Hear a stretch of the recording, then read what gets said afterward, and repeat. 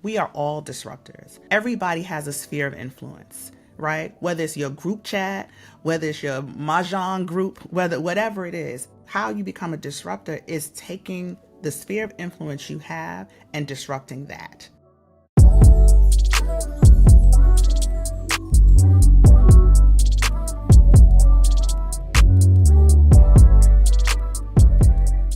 I'm Monique Judge, managing editor of NewsOne, and today I have the pleasure of speaking with Tarana Burke, co-founder of Me Too, the Me Too movement. How are you doing today, sis? I'm doing well. Good. We're having her on today. We want to discuss a new initiative that Me Too has just announced last week, actually, and this is the Disruptors Council. Can you talk to us a little bit about the Disruptors Council? Yeah. Last week, October 15th, marked the 8th anniversary of the Me Too hashtag going viral. And we thought it was a perfect opportunity to introduce this new initiative, our Disruptors Council, which is a council. We have a board, which is an official body of the organization. But the Disruptors Council is sort of like a group of advisors, ambassadors, if you will, who cross many different fields: entertainment, sports, music, social justice, influencing, whatever, that really care passionately about the issue of sexual and gender-based violence, and will help us carry the message of the work of Me Too and Me Too International to the world, and help us disrupt sexual and gender-based violence, which is our work. And this is coming really at a kind of a huge time, right? We just watched the Sean Combs trial come to an end. We watched him get, which in my opinion was essentially a slap on the wrist. He's not really being held accountable for anything any of these women have come forward and accused him of. And so I think with that as kind of the backdrop, right?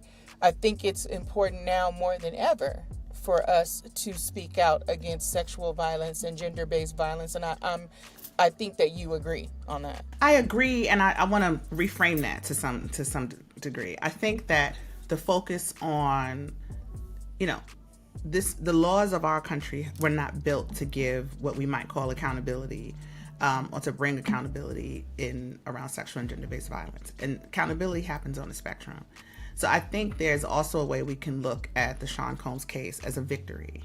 And the victory is 10 years ago, we couldn't get a Sean Combs into a courtroom. 10 years ago, we couldn't get mainstream media to care enough to even speak about survivors, to call people who have experienced sexual violence and sexual and gender-based violence survivors. They were just victims, nameless and faceless. And so I think the progress that we've seen in the last 10 years, the last 8 years since Me Too went viral, even one of the witnesses in his case said there's a before and after of Me Too, right? Before Me Too went viral, she wouldn't even dreamed of coming forward and speaking up in a case like that, and now she could. So there's a lot of victory, there's a lot of progress that's attached to that case in particular, but many of the cases that we've seen, and also to acknowledge that the work of Me Too and the movement itself is so much bigger than these individual court cases that we see come up in our news. And I think that is honestly an important note. I'm glad you raised that, because for every big name, Sean Combs or whoever right. is being accused, there are so many unnamed men, so many men that don't have that level of status and don't have that amount of fame, that again, these women, these survivors, their stories go untold and unnoticed, right? Absolutely. The story of survivors of sexual violence and the people who cause the harm, whether they are men, women, people across the gender spectrum, on both sides, there's so much silence because there's so much shame and there's so much disinterest, quite frankly, right? We have a plethora of disinterest in the issue generally.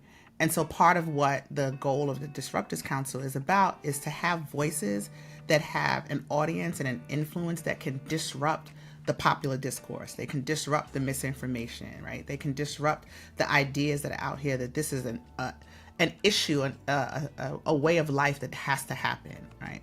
At Me Too, we believe this is a solvable issue, right? We believe that we don't have to live in a world with sexual and gender-based violence. These are choices that are made. These are systems that are entrenched, right? And so anything that is done can be undone.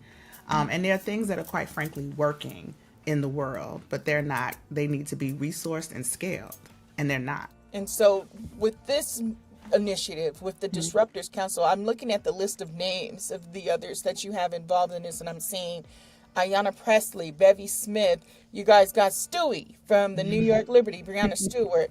You have Cliff Albright. You have Gabrielle Union, Jesse Wu, Kier Gaines. Like, there's so many names here. And a lot of them have shared some of their personal stories as well.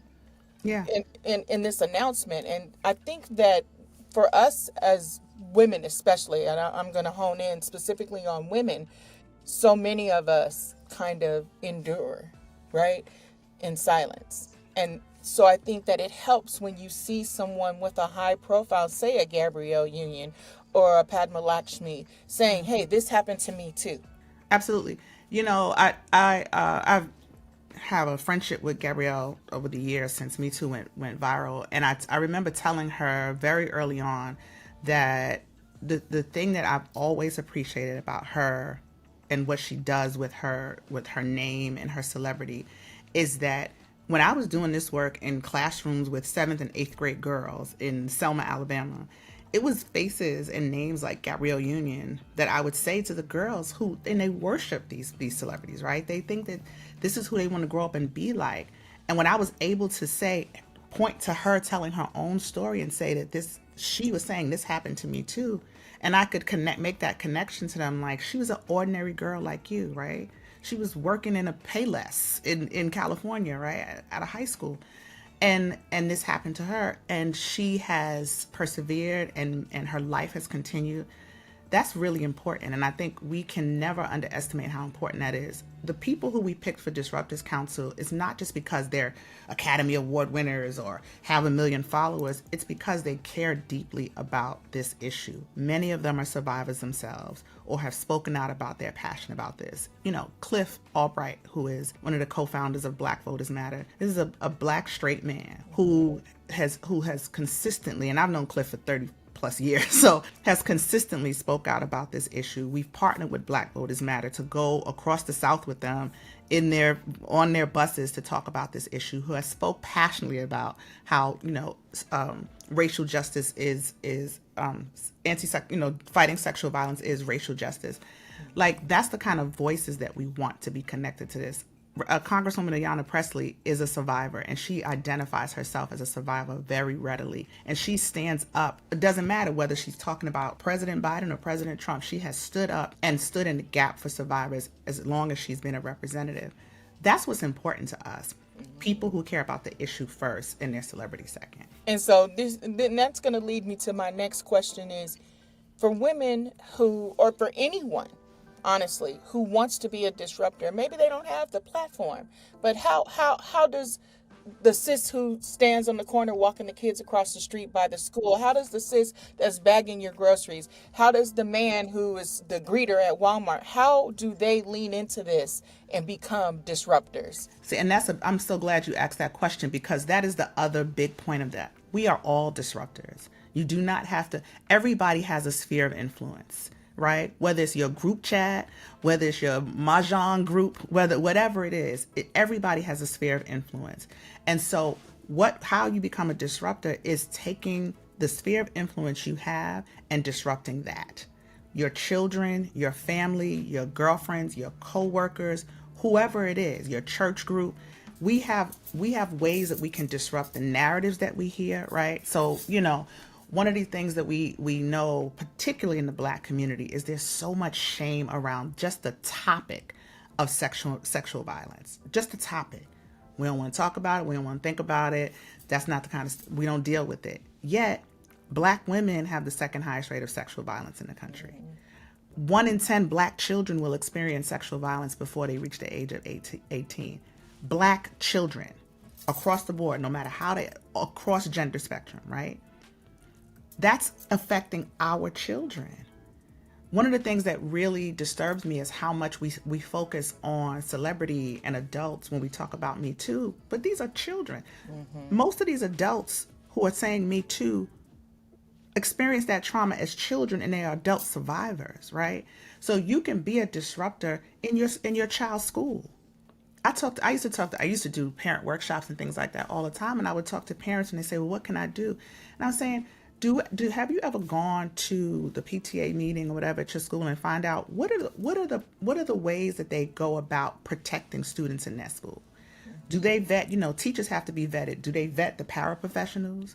Do they vet the people who work in the lunchroom and who clean the school? Like, there are things that you can do to find out what are the protections in place for your children. Help to build the protections in place for your children. We can all be proactive. You can, again, in your group chat, when somebody says something dumb like, that Me Too stuff, that's for white women. That's that white women Hollywood stuff. You can say, absolutely not. You think that's not happening right here with us? Right? That's disruption. Right where you see it, right at the place where it happens, you get to disrupt that narrative and give somebody a bit of information and education that allows them to say, first of all, this was started by and founded by a Black woman. But forget about who founded it. Forget about, you ain't got to bring me into the conversation.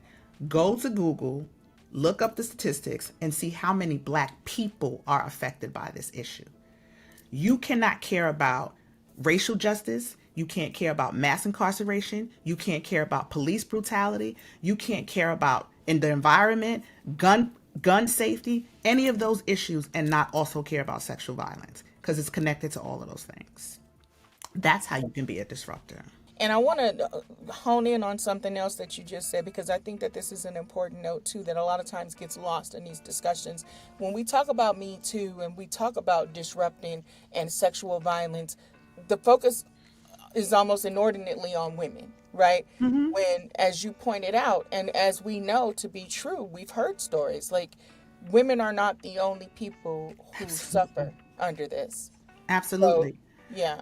One of the challenges, I think, and I would say even more plainly, I think one of the mistakes that happened when Me Too went viral is that the question was, what is men's role in the movement, right? What can men do? And the answer to that is almost always they need to stop causing harm.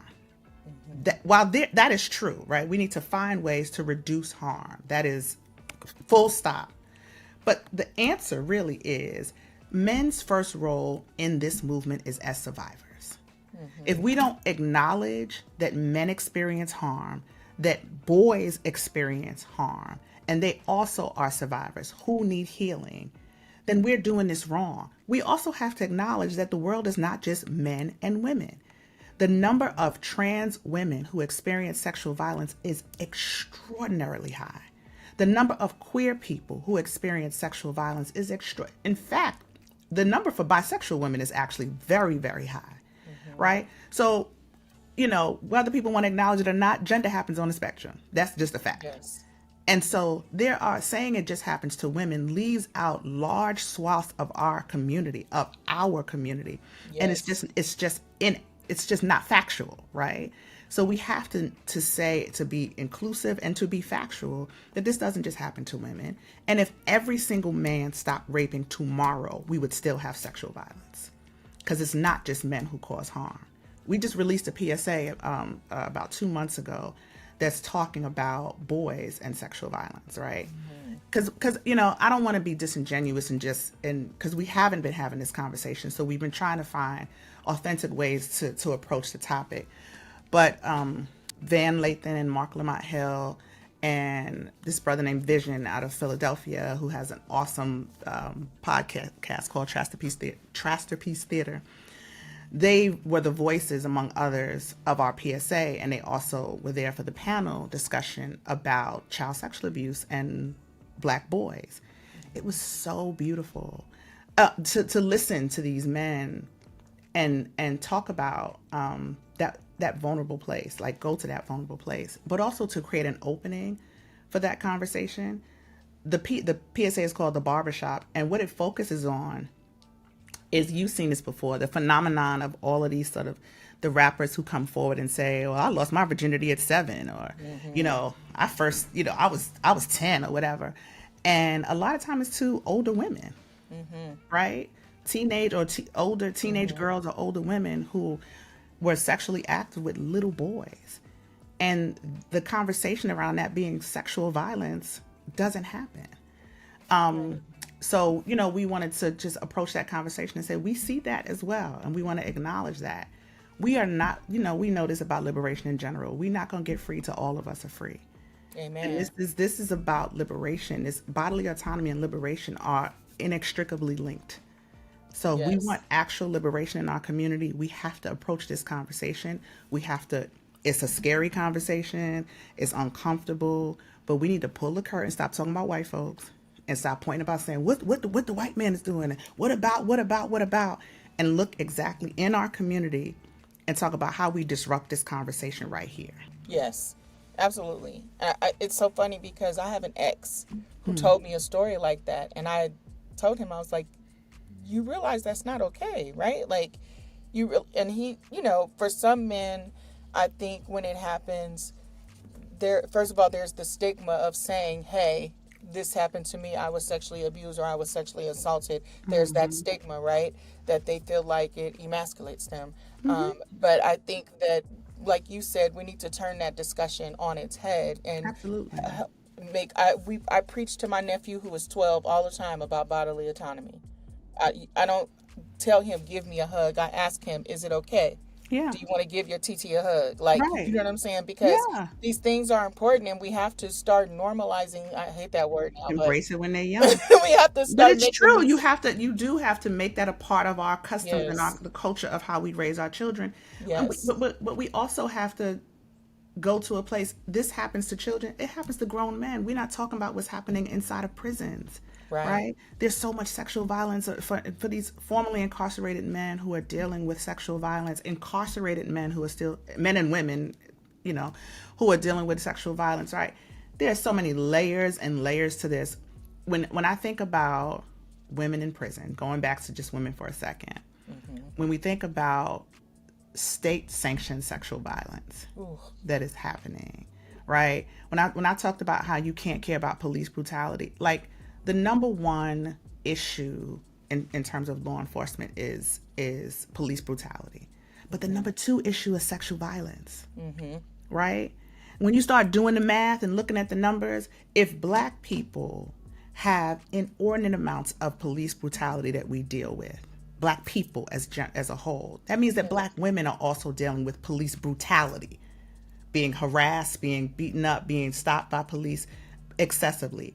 But that also means that Black women are dealing with sexual violence, right? We remember Daniel Holtzclaw. Remember the police officer who was convicted of raping, 14 Black women?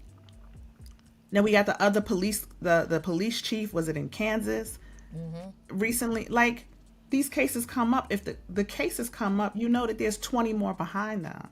Right. So we're dealing with it inside of our community, but we're also dealing with it state-sanctioned. Law enforcement is happening everywhere. So this is a social justice issue.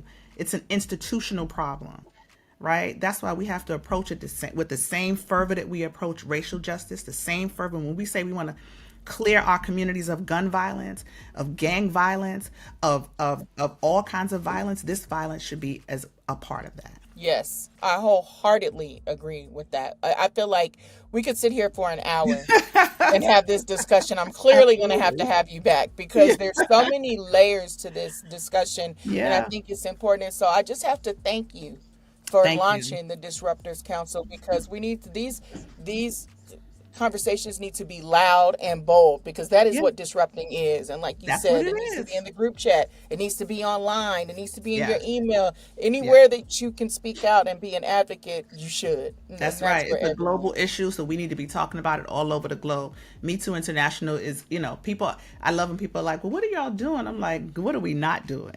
Right? We're a global organization. We got 155 members across the global South. We are working.